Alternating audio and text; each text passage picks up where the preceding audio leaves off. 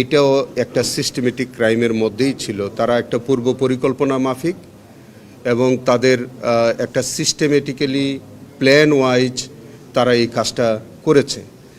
যে রিপোর্টটার একেবারেই কোনো সত্যতা ছিল না এবং সেখানে আপনার বিশেষ কোনো ব্যক্তিদের তারা সাক্ষাৎকার নিয়েছেন, তারাও খুব বিতর্কিত ব্যক্তি।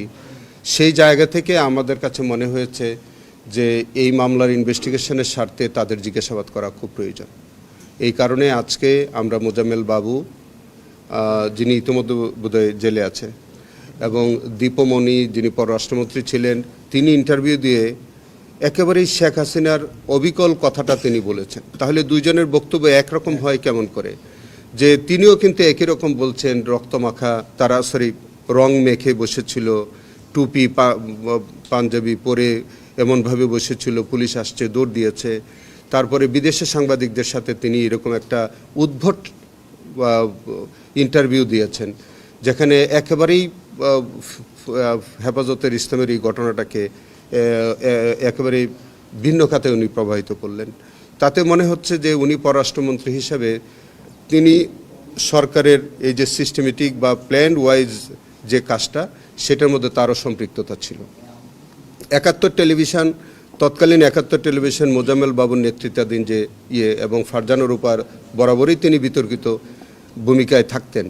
সেখানে একেবারেই পরের দিন এরকম একটা সেন্সিটিভ বিষয়, তিনি প্যান্ট শার্ট পরিহিত অবস্থায় সেই যেখানে রক্তের স্তূপের উপরে দাঁড়িয়ে, যেখানে সারা বাংলাদেশের একটা ইসলামিক মূল্যবোধ এবং মানুষের একটা ধর্মীয় সেন্টিমেন্ট কাজ করতেছিল, সেই সময় তিনি একজন ভদ্রমহিলা, তিনি পোশাক আশাক এমনভাবে পরিধান করে এমন একটা চিত্রায়িত করলেন জায়গাটাকে, এবং এমন কিছু মিথ্যা তথ্য প্রচার করলেন, মনে হলো যে এটাকে নিয়ে তিনি একটা মকারি করলেন।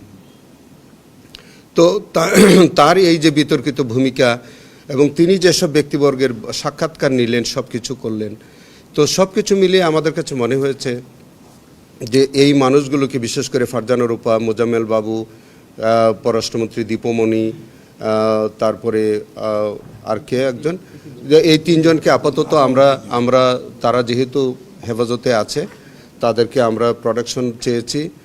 আগামী তারিখে আমরা হয়তো আমাদের এই কেসে শোন অ্যারেস্ট দেখাবো এবং সেখানে দেখানোর পরে তাদেরকে আমরা সেফ হোমে নিয়ে আমাদের প্রয়োজনীয় জিজ্ঞাসাবাদ করব এই মামলার স্বার্থে, এবং তাদের যদি সংশ্লিষ্টতা পাওয়া যায় তাদেরকে এই মামলার মধ্যে আনা যাবে। এগুলো নিয়ে সার্বিক বিষয়গুলো কথাবার্তা হয়েছে। আগামী ৭ তারিখে এটার ডেট আছে। আপনারা দোয়া করেন যাতে আমরা ব্যাপকভাবে এই বিষয়টার উপরে আমরা কাজ করে যাচ্ছি। আশা করছি যে এর মধ্যেই আমরা ইনশাল্লাহ রিপোর্ট, একটা সাবস্টেন্টিভ রিপোর্ট ইনশাল্লাহ আমরা সাবমিট করতে পারি। তাদের বিরুদ্ধে আপনারা হত্যা তথ্য লুকানো, এই ঘটনাকে বিভ্রান্ত ছড়ানো, নানাভাবে উস্কানি বা ভিন্ন কাজে প্রমাণে এই ধরনের অভিযোগ আনছে মূলত তাদের বিরুদ্ধে। দুইটা আমি আবার রিপিট করি। বিষয়টা হচ্ছে, তারা ঘটনার পরপরই এই যে সমীকরণ নামকরণ করে তারা যে একটা অনুসন্ধানী রিপোর্ট ছাপানো, এটার প্রয়োজনীয়তাটা কেন হলো? What prompted her to do that?